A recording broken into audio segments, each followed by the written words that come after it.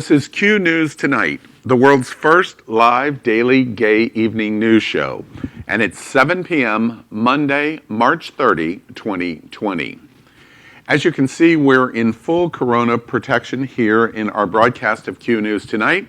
And we're going to dive right into our breaking Q News. We report tonight that coronavirus hits home for the Happening Out television network. Multiple things to report on. First, the It's Happening Out, which broadcasts on Wednesday nights at 8 p.m. It's like The View for gay people. One of our hosts, Ron Brunensky, was tested on Thursday, and he was tested positive for COVID-19. He is now currently hospitalized and in medical ICU.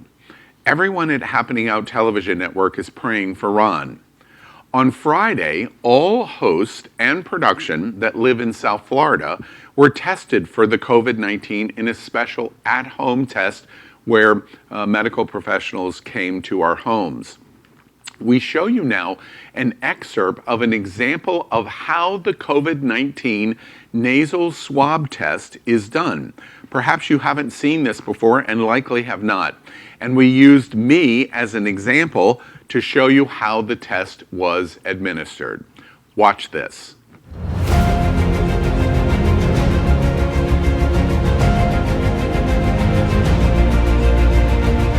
One of our hosts, Ron Brunensky from It's Happening Out, has tested positive for coronavirus. All of our hosts and guests recently at It's Happening Out are being tested today in a special home testing situation for coronavirus. We thank Allied Health here in Broward County, and we're going to tell you a lot more about what they're doing. Amazing things going on here in South Florida with Allied Health. I understand this is a little uncomfortable, but I thought I would show it to you firsthand. So here goes. You lean your head back, you take this swab test. Now I'm as far as I can go, and now I'm going to twirl. Now I'm going to put it in the vial. We're going to have the results very quickly from Allied Health here in South Florida. We'll report on mine and everyone else's results just shortly.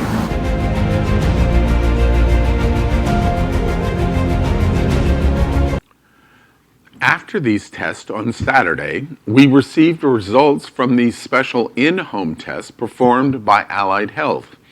Everyone was informed that their test was negative, except one host, only one host. On Saturday, It's Happening Out host and Happening.Fun anchor Chef Josie from Top Chef and Top Chef All-Stars tested positive for coronavirus. She is now quarantined with her wife, Marcy Miller, and Josie's mother. They both tested negative in our in-home testing. Chef Josie, ever the motivator and professional, filmed today a special message called Chef Josie's Coronavirus Diary. A full expanded version of this will be on her Facebook page just shortly. Today's diary entry is called The Initial Shock of Getting Coronavirus, and we are showing it to you now. Watch this. Hey guys, I'm Chef Josie. I'm owner of Bubbles and Pearls, Top Chef, Chef Testin, whatever they like to call me, host of It's Happening Out, and now another one of the 100,000 plus people who've been tested positive for coronavirus. This is day one of my Corona Diary. I'd like to title this one, Shock and Awe, Shock and Awe.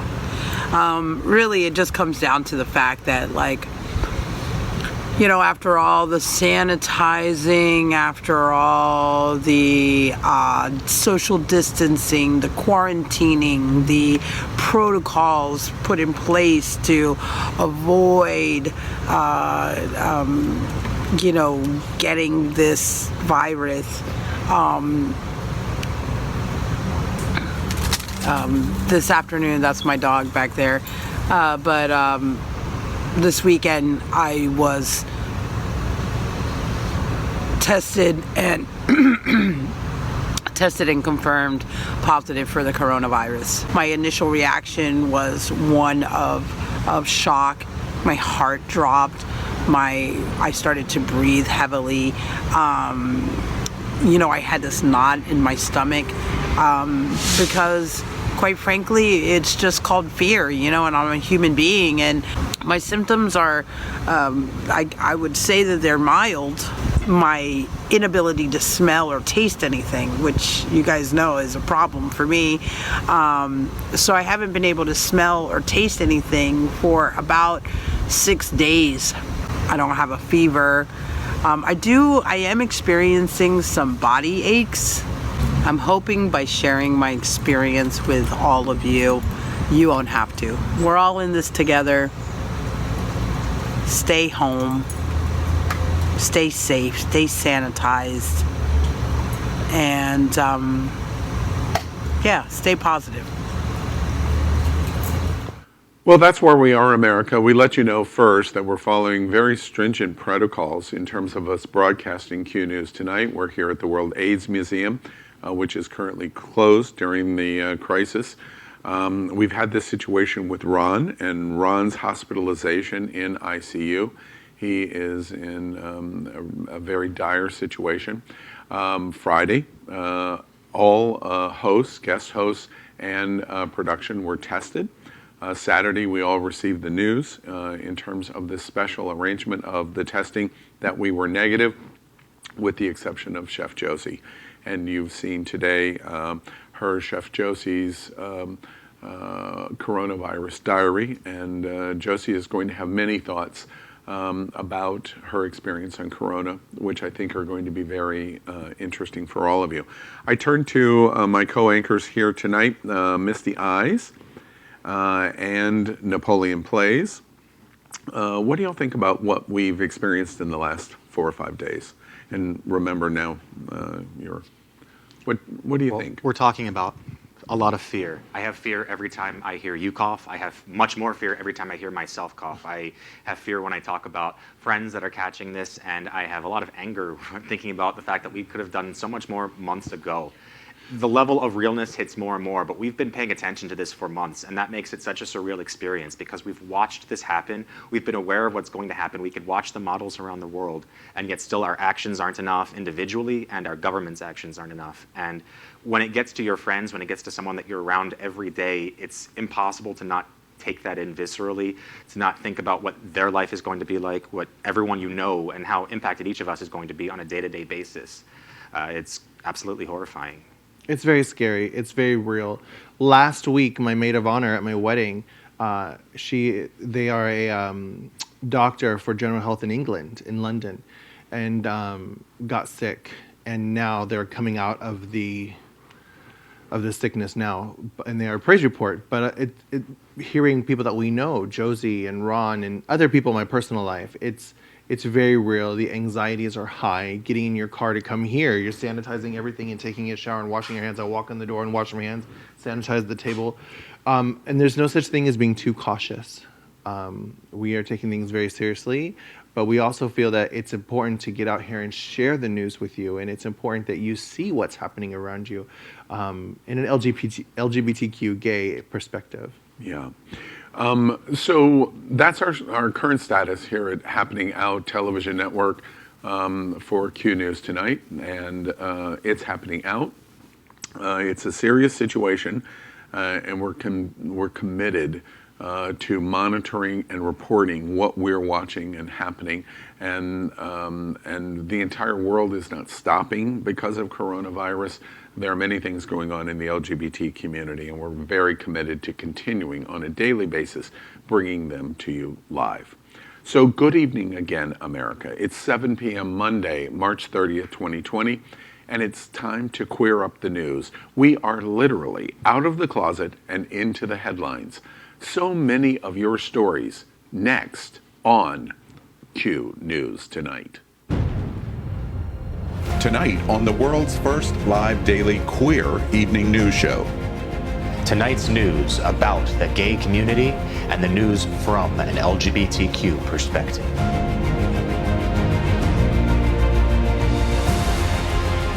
Are our gay stories important to you? In headlines, politics, entertainment, gay culture, travel, religion, and more.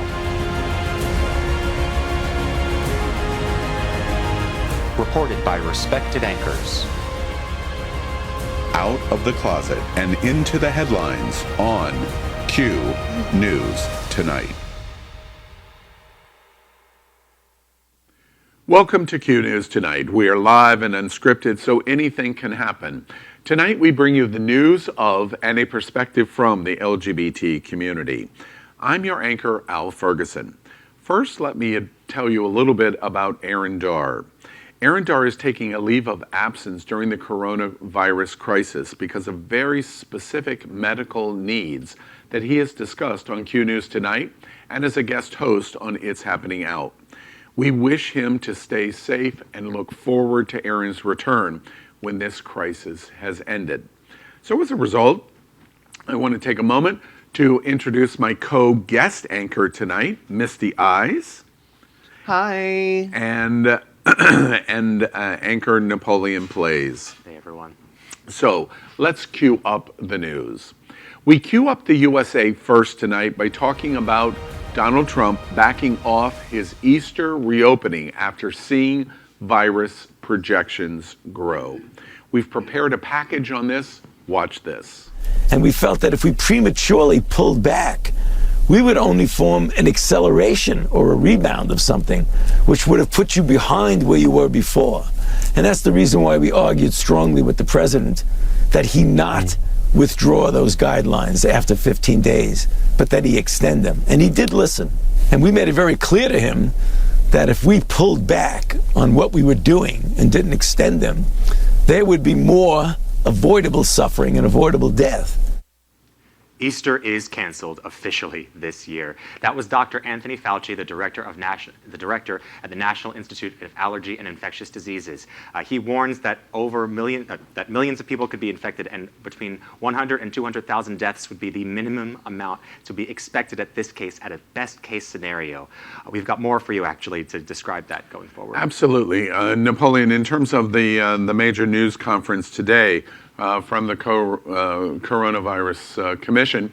Dr. Birx has come out today estimating that in worst case scenario, between 1.6 and 2.2 million people could die in the United States from coronavirus if we do nothing, and then revises it down if we do better. Before we discuss that, we've prepared a package on what Dr. Birx said. Watch this. So in the flu models, the worst case scenario is between 1.6 million and 2.2 million deaths. That's the projection if you do nothing. So we've never really done all of these things that we're doing. We've put them into a model. We've looked at the Italy data with their self-isolation, and that's where we come up with, if we do things together well, almost perfectly, we could get in the range of 100,000 to 200,000 fatalities. Well, the best case scenario would be 100% of Americans doing precisely what is required. But we're not sure, based on the data that you're sharing from around the world and seeing these pictures, that all of America is responding in a uniform way to protect one another. So we also have to factor that in. Cities that don't social distances, that don't stay at home, that believe you can have social interactions, that believe you can have gatherings of homes of 20 and 10 people even, that is going to spread the virus even if everyone looks well. Dr. Birx tells us to protect each other, and that is definitely advice we all need to heed. You know, even just this weekend into coronavirus, I was invited to over 3 parties, just for pool parties, other things, gatherings where they explicitly stated that there's 50 people that are there. And I didn't even know how to begin to describe what to say to these people that know everything going on and still think it's fun to just kind of have a party. What would you guys think about that? What, would you go to a party at any point weeks ago?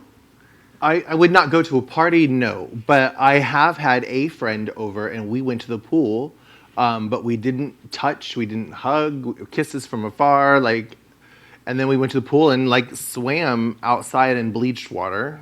But I would not go to a party. Yeah, what do you think about Dr. Birx's prediction that if we do everything right, the thing that scared me a little about her her pronouncement today, is if we do everything right. And then she goes on to clarify, but we don't know if Americans will do everything right. So as a result, she is predicting between 100 and 200,000 deaths if we do everything right.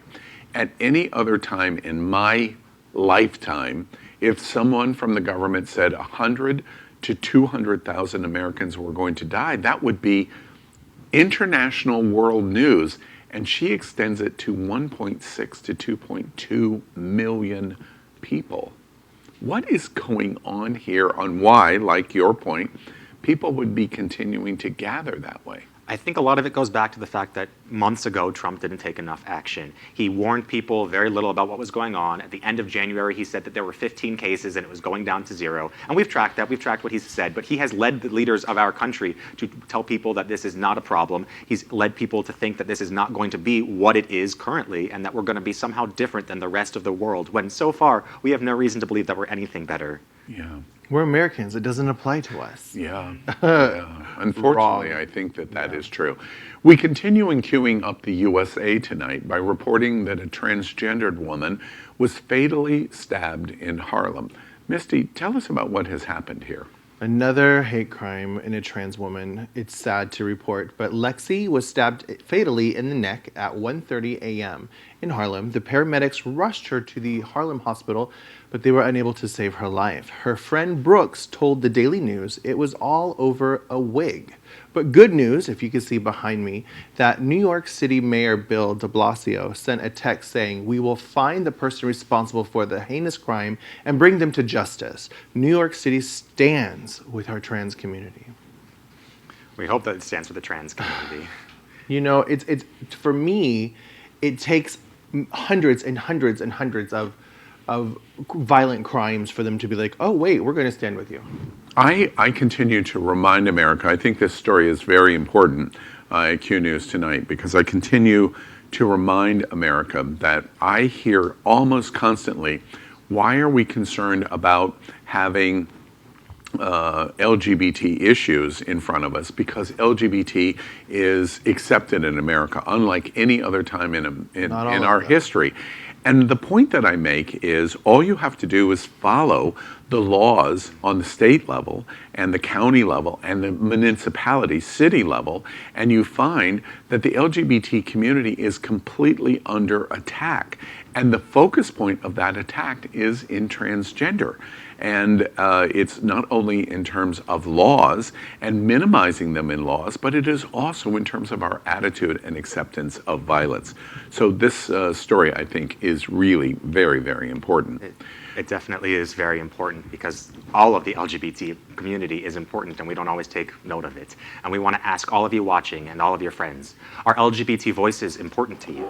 Can the news of the world have a gay community perspective? If you, like us, think the answer is a resounding yes, then like and subscribe to Q News Tonight on YouTube and on Facebook. Do our gay cultural stories impact you, your friends, and your family?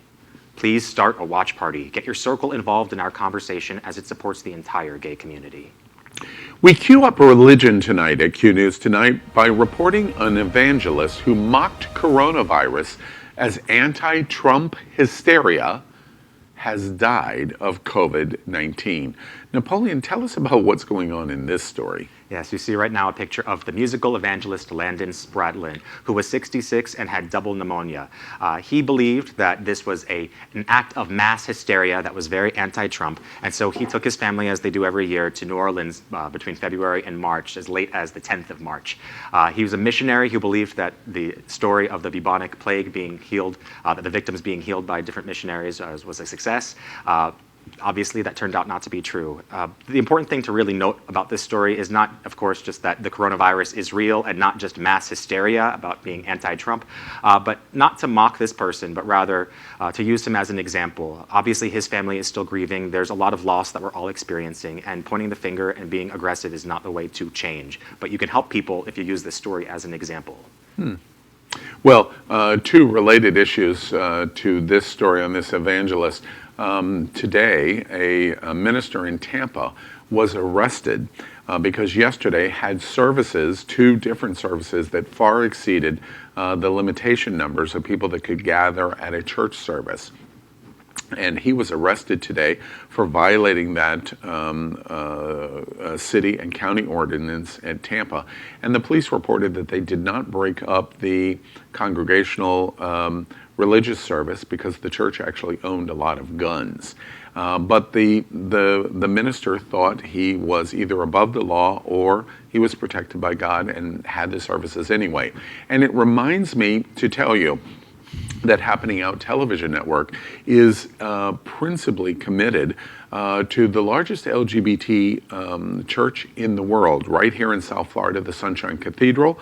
We have a unique partnership with them where we are broadcasting their services because of the limitation of people being able to come to their service, and making sure that anyone in America or the world wants to continue to see church services for the LGBT community, they can do that. So that is every Sunday at 10:30, Sunshine Cathedral, and principally supported by the Happening Out television network.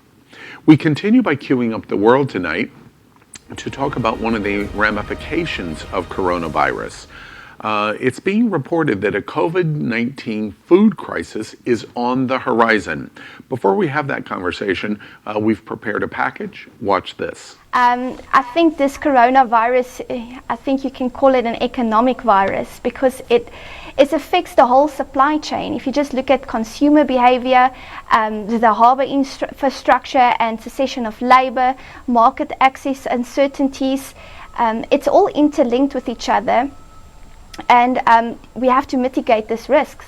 Agricultural workers have become essential workers in the race to maintain America's food supply while simultaneously staying healthy. Large-scale lockdowns to contain the coronavirus outbreak have hurt the supply and manpower of disrupted supply chains in the agricultural industry. As of now, disruptions are minimal, but price spikes are more likely for higher value products like meat and perishable commodities rather than for major staple items which are still in adequate supply. I noticed, I posted this in terms of a Facebook post that I did. I reported that I wanted some hamburger, and hamburger was like $6.49 a pound. And it was like, why is it so expensive? Well, number one, they can get it now. And number two, scarcity. They were having access problems to food. Principle law, supply and demand. And we think about that not just in the food market, but technology as an example. So much of the market from where this technology comes from has been shut down. The workers have been staying at home. It's not just the people that are sick, it's everyone else that's in lockdown. And that's what causes this effect to be such a dramatic one, as we're going to see coming forward. Mm-hmm. Well, and I just want to remind everyone, at Q News tonight, we are paying attention to this, and we'll report shortages, especially if this crisis extends in length, because the longer it goes, the more difficult it will be in distribution of essential items, food, sanitation, etc. Q News Tonight is part of the Happening Out television network. We are the Daily News. We are also part of the most popular live gay TV show in the world every Wednesday night here at 8 p.m. on It's Happening Out. It's a live talk show like television's The View with a whole lot of gay people. Yeah, and you do remember you were on It's Happening Out. You do remember that, right? I enjoy it's happening out. Yeah, all right. We continue by queuing up the world, and we go to Singapore tonight. Singapore embraces homophobia openly by claiming millions of men are breaking laws by having gay sex. Napoleon, tell us what's going on in Singapore. Yes, you're referring to Section 377A, which is a colonial law which is now seen as perhaps draconian in one quotation. This states that acts of gross indecency, interactivity between males, not even lesbian sex, could lead to up to 2 years in prison. Now, this was led by 3 separate challenges in just the past year, and it had 2 prior to that, that went to the High Court in Singapore. And it was, of course, on the 20th of March, just a few days ago, dismissed entirely. Now, this caused a lot of shock and awe because people really believed that this was going to be passed and that people were going to finally see that LGBT communities are just like everybody else. But the real scare here is that this could cause a ripple or an echo effect around other Asian communities, and that this kind of could spread to people, even if not in law, then just in their own mentality and how they treat each other. And that's why it's important to set that kind of standard. And in your reporting of this story, do I have this right that they view lesbian relationship different than gay men relationship? That's true. It's only sex between two men or between something that could be considered bisexual in that way. Lesbian sex is not considered in that way to be an act of gross indecency, but it's only it's not elaborated on to that capacity. It's just the technicalities of it. Because they would want to watch. It's okay if I want to watch it. Yeah, there's so much going on in this story. Not only homophobia, but toxic masculinity is also going on in this story, and other things. America, we want to let you know that tonight we are broadcasting from our studio set here in the middle of the World AIDS Museum and Education Center here in Wilton Manors in Fort Lauderdale, Florida. We joke we're coming from the gayest place on planet Earth, and we remind you to be sure and look at Q News Tonight and It's Happening Out's web pages, but especially to go to the World AIDS Museum's website. We have a very interesting video piece there that Aaron Darr and Napoleon and I did about the need to support the World AIDS Museum in this crisis time. The 501c3s are the ones that are being forgotten first. As we shelter and are in isolation, we have lost our focus on our 501c3s. And the World AIDS Museum is one of the best in the LGBT community, and we draw attention. They really fundamentally need your help. We also thank tonight our set designer here of our permanent set here in the World AIDS Museum at Concepto Modern Living, the designers right here in Fort Lauderdale. We continue in queuing up gay culture. This is a very interesting story, serious but also interesting.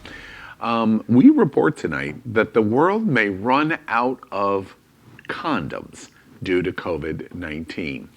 Misty, I can't wait to hear the details of this story. Well, the world's biggest maker of condoms has warned us that the global shortage has fallen by 50%. Meanwhile, demand has been growing double digits. As the government around the world has issued a stay-at-home notice, people are needing more condoms. And the current stockpile is set to last for a maximum of another 2 months. Now, my first thought, guys, was, why are you having the need for condoms? You can get corona from a handshake, let alone sex. But I think also we're talking a lot about people that are quarantined together, committed, loving relationships between a man and woman, for example, not just gay people, where they're trying not to procreate.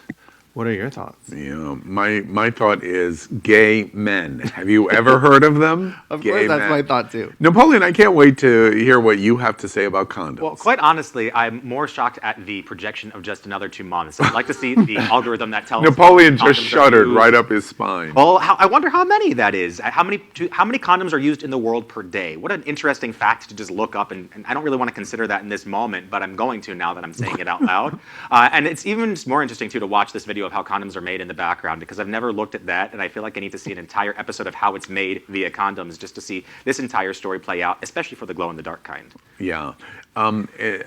Is it frightening to you? Now, America, we are challenging Napoleon's psyche to its very core level. Is it shocking to you that you have learned that the president has extended isolation until at least April 30th? The governor of Florida has extended isolation for you here in South Florida at least until May 15th. And by the time we get to that point, we will have run out of condoms. Well, that's about if you're not keeping your own supply. Fortunately, here in South Florida, they are, at least in the past, had been available at literally every location, from Sunshine Cathedral to anywhere else. You can go in and find them. You can't go there. No. Well, now you you can't can- know, but I've had them at least from before. It's not like I'm going out and using them right now, so I will have at least some moving forward. Obviously, that's not my first priority. I'm more concerned about other things we've talked about, but keeping it lighthearted in this way at least reminds us that fun can still be had, and obviously this is a way that all people have fun all of the time. Here's one of the major reasons when you watch Q News tonight, because we give you a red alert warning and use Napoleon as an anecdote illustration of that. You have 6 to 8 weeks to stock up on, you're stocking up on toilet paper. That's not the important thing. You should be stocking up on condoms. I will say, if you are using condoms to prevent HIV, for example, there are people doing telemedicine and helping people get on PrEP as we speak right now. So knowing that the shortage of condoms is heading your way, maybe you should consider getting a pre-exposure prophylactic.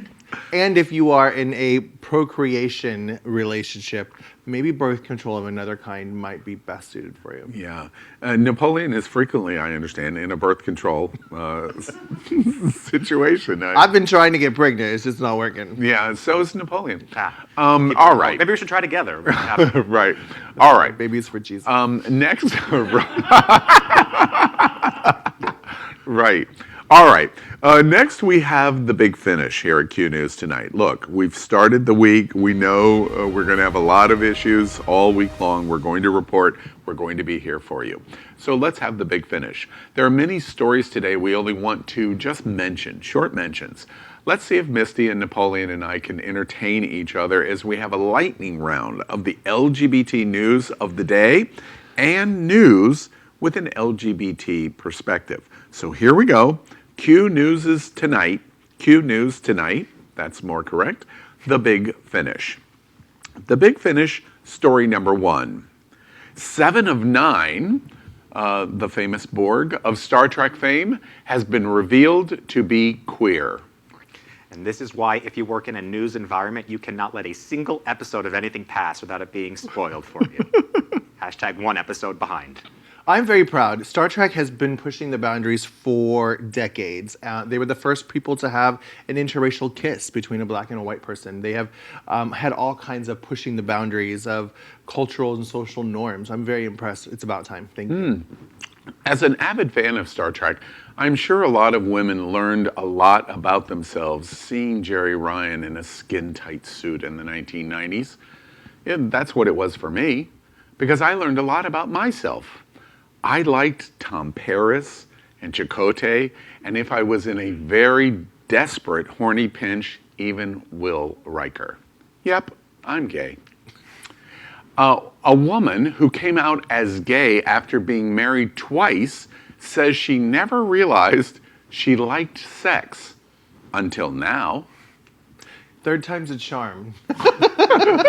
First of all, that's my first thought. Of course, as a trans woman, men, straight men especially, have been messaging me for years saying, I heard you know how to actually, you know. So, I mean, it's not surprising. What were you going to say? I don't know. We're on cable. We're on the internet, so you can say these words. Right. So, I'm a married Christian woman, so pause. But it's, of course, a woman will know her way around a vagina much more than a man. And I think, unfortunately, having had sex with lots of straight men, I will say that they don't know what they're doing. You know, Al, you were talking about being gay before, and I wonder how many gay men you could help in the reverse way of this woman right here. I first loved watching Napoleon cringe when you used the word vagina. No, working your way around a vagina. It was a corny And comment. I cringed thinking about the men she used to be married to, and their reaction to this article. Hard-ons are going to be difficult after this news. Ooh, ouch. A New Jersey man was charged after throwing a Corona party for nearly 50 people in his apartment over the weekend. He should be. That's my thought. You know, the police were saying that you can name and shame them, and I am thankful that that is a quotation that is directly from the police, because I have experienced that in the leather community for a very long time. Insert MTV Jersey Shore joke here. Right. But seriously, I hope this trend continues well after this year and we outline Corona beer once and for all. A gay man who contracted COVID, I just got booed by production, by the way, America. I just got booed by production. A gay man who contracted COVID-19 at Winter Party Festival in Miami last month has died. Yeah, our hearts go out to him, but our minds go out to all of the people wondering why the party wasn't canceled in the first place. That, and it's also made it very real to me. I am 40 years old, and wow, you know, you see all the statistics of people 60 and plus, and now it's like a 40-year-old just died, and it's making it very real. Yeah, there are no jokes here. I was supposed to participate. It hits close to home for me. In my gut, when prides all over Florida were discussing cancellations, I just knew that Winter Party was a bad idea. And I didn't say enough. They all live with their decisions that they made to go forward when Ultra and other music festivals and prides decided no. It's heartbreaking. But it says something about all of us. Why do, especially gay men, need to have a sexually exciting experience even when the risk to us is unacceptable to accept? I hope Winter Party is the poster child of how our choices and behavior in our community must change. Responsibility is the word. Unfortunately, we probably won't be. Lighter note, happy 50th birthday. We do birthdays here, by the way. I heard Aaron told me that you love birthdays. That's right. But is Mariah Carey older than you, or are you? Wait, you're older getting than the read in Mariah even Carey? before the story. Happy Okay, keep going. 30th birthday to Mariah Carey. Up on the middle Go ahead. panel today to look back and forth. No, I haven't thought about Mariah Carey since Christmas of last year, and I don't intend to until Christmas of this year. Next. I like Mariah Carey, truth be told, but honestly, I don't have a lot to say about her. Yeah, anybody that chooses Nick Cannon can't be a great person. It feels like her hit, All I Want for Christmas Is You, has been haunting me every winter for 50 years. Especially in the drag shows. Yeah. On this day in 1943, Rodgers and Hammerstein's first collaboration took place.